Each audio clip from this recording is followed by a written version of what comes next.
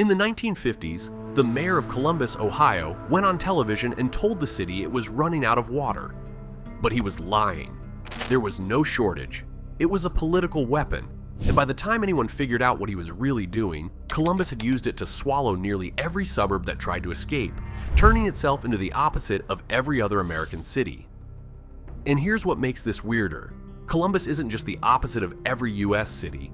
It's also the only reason the entire state of Ohio isn't demographically collapsing right now. We'll get to that. But first, why would a mayor lie about water? In 1950, Columbus was nothing special. 35 square miles of tidy rectangle in central Ohio, home to the state legislature, a big land-grant university, and not much else. It didn't have the port of Cleveland. It didn't have the auto plants of Detroit. It didn't have the rail hub of St. Louis. It was a capital town full of bureaucrats and students, and it was about to get hit by the same wave that was rolling toward every northern city in America at the exact same moment. You already know what came next, because you've seen what it did everywhere else. The GI Bill paid for mortgages in brand new suburbs. The Interstate Highway Act laid out the escape routes. Middle-class families packed up and drove out to freshly built independent towns on the city's edge, each one with its own mayor, its own schools, its own tax base. In the urban core, the city itself kept the poor residents, kept the aging infrastructure, and lost the property tax revenue that paid for both. Cleveland was about to lose half its population. Detroit was about to become a case study in American collapse. St. Louis was about to watch entire neighborhoods empty out. Columbus was on the exact same track, staring down the exact same cliff. By every historical pattern that mattered, it should have become another ruined capital. A hollowed-out downtown surrounded by a glittering ring of suburbs that it couldn't tax and couldn't control.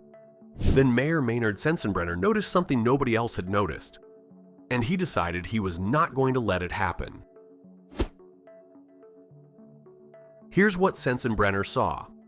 Every new subdivision being built on the edge of Columbus, every cul-de-sac, every ranch house, every strip of new homes needed two things to function: running water and a sewer connection.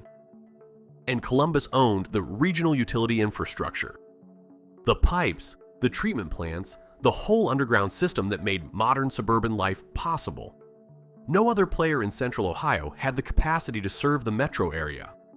If you wanted to build a subdivision, you needed Columbus water. So Sensenbrenner went on television, looked into the camera, and told the people of central Ohio that the city was running out of water.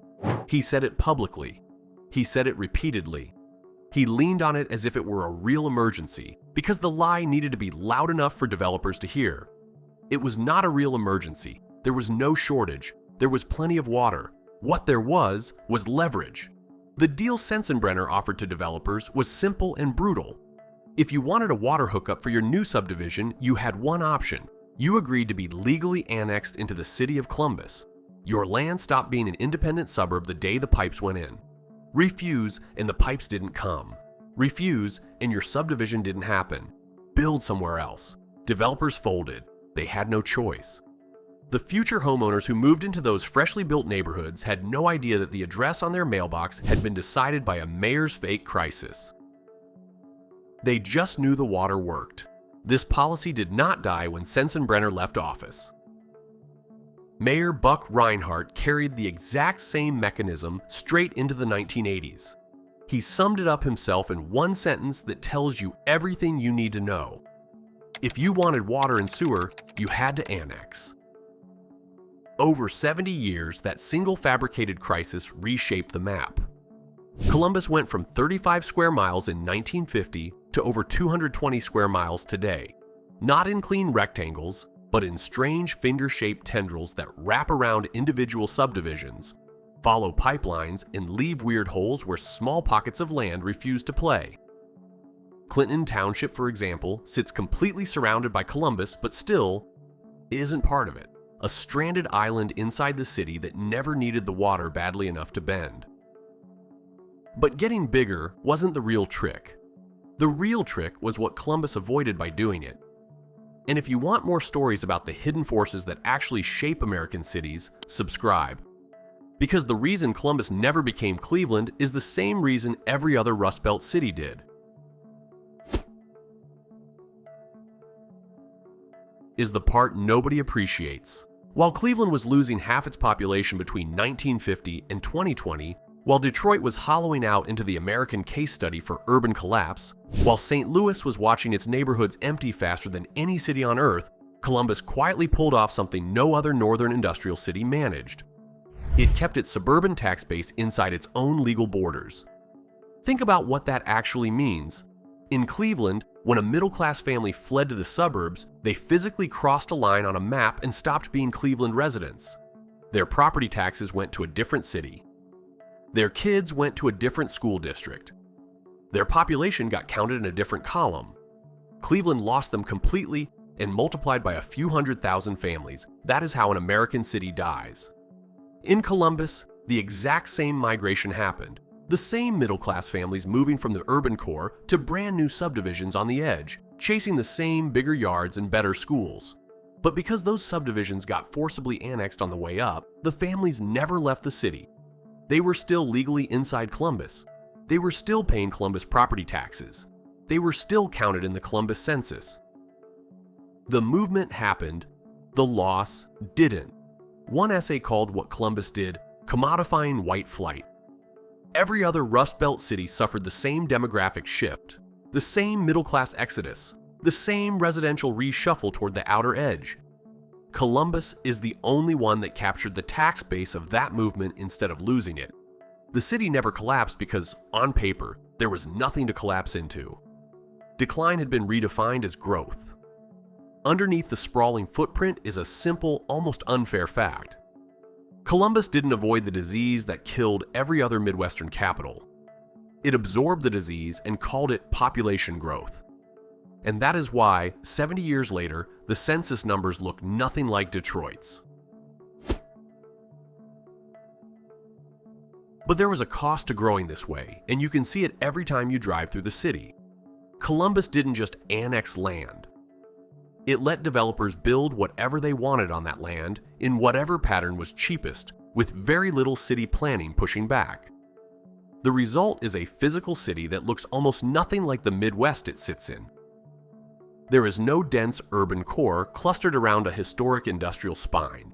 There is no walkable grid of old streetcar neighborhoods wrapping a downtown. Instead, strip malls, low-rise office parks, 8-lane arterials, cul-de-sacs that end in the middle of nowhere, giant parking lots that a grocery store shares with nothing in particular.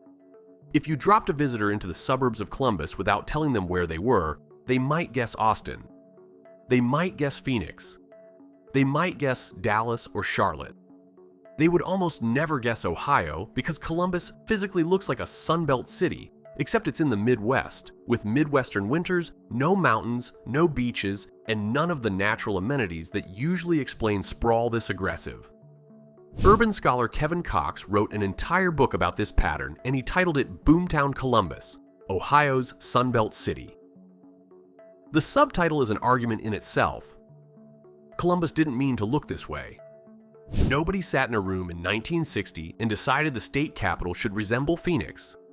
It was the byproduct of something else entirely.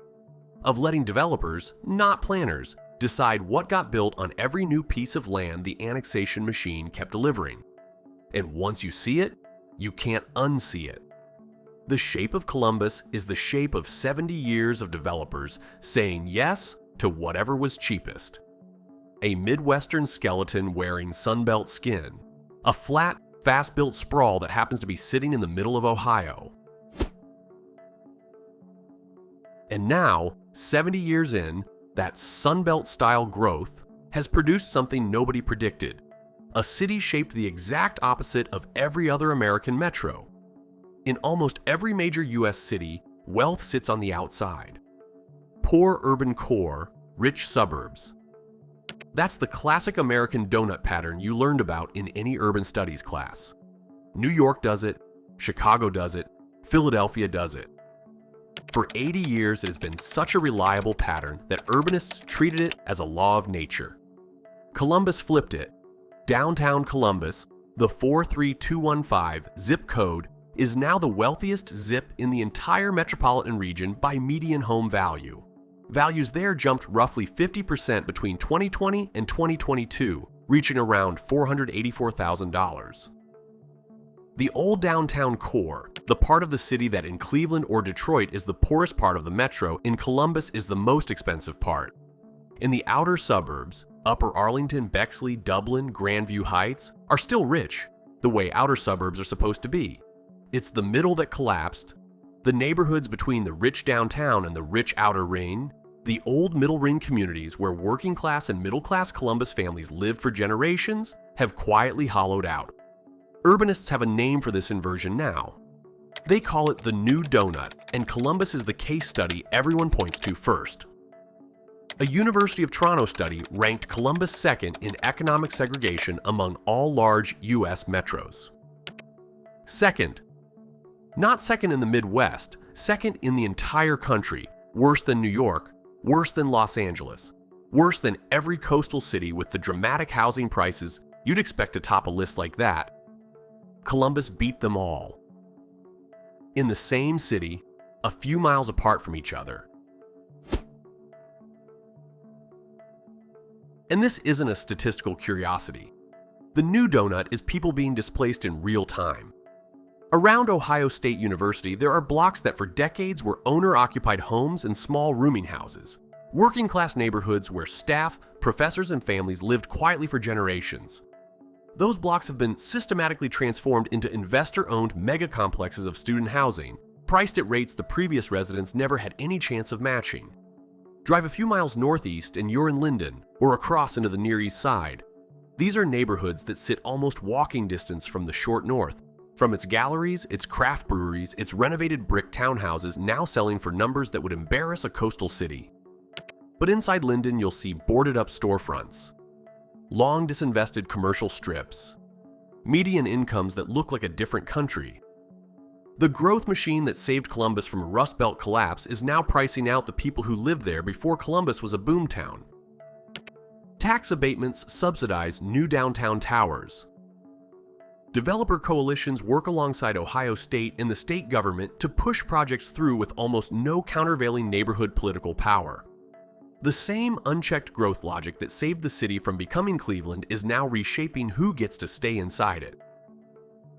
The annexation machine didn't stop running when the suburbs filled up. It just turned inward. And all of this, the scam, the swallowed suburbs, the donut, the segregation. It doesn't just matter to Columbus. It matters to the entire state of Ohio. Here's why. Between 2010 and 2020, Columbus gained nearly 120,000 residents. In the same decade, 33 of Ohio's 88 counties lost population. More than a third of the state shrank. The Greater Ohio Policy Center ran the math and found something that should stop you cold. If you subtract the Greater Columbus region from the state, Ohio lost roughly 100,000 people between 2000 and 2020. That is not a rounding error. That is the entire state of Ohio minus one city, quietly going into demographic decline. Ohio's median age keeps climbing. Cleveland is aging, Cincinnati is aging, Youngstown and Dayton and Toledo are aging. Columbus is notably younger than all of them, younger than Pittsburgh next door, younger than the state of Ohio as a whole by several years. The university pulls in tens of thousands of people in their 20s every single year. The tech and insurance and logistics jobs keep them there after graduation. That's a demographic engine nothing else in Ohio has, and the state is quietly depending on it for everything. Ohio is not a growing state anymore. It's a shrinking state with one growth engine strapped to it. And that engine only exists because a mayor went on television in the 1950s and lied about a water shortage. Every headline about Ohio's economic future, every conversation about which counties are thriving and which are collapsing, every question about whether the state has a future at all of it traces back eventually to the annexation machine a handful of Columbus mayors built on top of a fabricated crisis. Subtract that machine, and the entire state is in decline. But the model is finally starting to strain. For most of its modern history, Columbus ran on a 7-member at-large city council, the largest city in the United States to do so. That structure reliably kept developers, Ohio State, and state government firmly in control and deliberately limited neighborhood-level political power. If you lived in Linden and wanted your councilman to fight for Linden, you couldn't, because no councilman represented Linden specifically. Everyone represented everybody, which in practice meant no one represented the people getting squeezed. In 2023 and 2024, that system finally broke. After decades of pressure, Columbus replaced the at-large council with a 9-member district-based council. Neighborhoods now have direct representatives for the first time in the city's modern history. Activists are fighting the tax abatements that have poured city money into developer projects for years.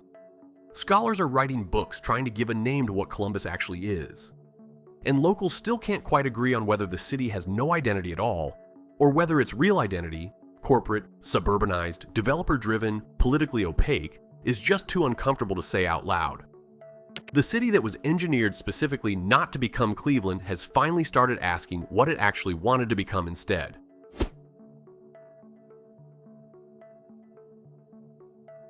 Those weird tentacle shapes at the edge of Columbus aren't a cartographic curiosity. They are the fossil record of a 70-year scam. Every finger is a subdivision a mayor coerced. Every odd bend is a developer who needed water and had no choice. Every bulge is a suburb that tried to run and got caught by a sewer pipe. Every hole, every stranded enclave like Clinton Township still sitting there unabsorbed, is a small pocket of land that held out and never fully joined the city eating its neighbors. Columbus didn't grow like an American city. It didn't decline like one either. By design, by accident, and by a lie told on television in the 1950s, it became the opposite of every US city, and the only reason Ohio still has a demographic pulse. Somewhere between a state capital and a swallowed suburb, somewhere between the Rust Belt and the Sun Belt, Columbus is what happens when one city decides it would rather eat the crisis than survive it. The most consequential lie in Midwestern urban history is still right there on the map. There's another one of these already on screen. Go watch it and subscribe while you're there.